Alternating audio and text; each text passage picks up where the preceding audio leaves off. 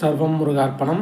இன்றைக்கி நம்ம இதை பற்றி பார்க்க போகிறோம்னா, நீங்கள் தமிழ்நிலையிலே பார்த்துருப்பீங்க சரிங்களா.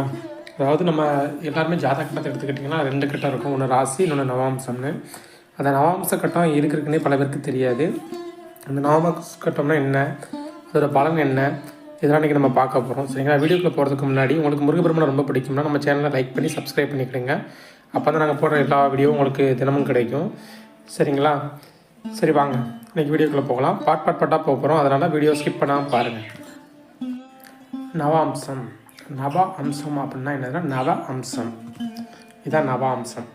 அந்த நவ அம்சம் அப்படின்னு என்னென்னு கேட்டிங்கன்னா, நம்ம வந்து இதுக்கு முன்னாடி பார்த்துருக்கோம், ஒரு ராசியில் வந்து 9 பாதம் வரும் சரிங்களா. இப்போ 9 வந்து நம்ம நவாம்சம்னு சொல்லுவோம் சரிங்களா.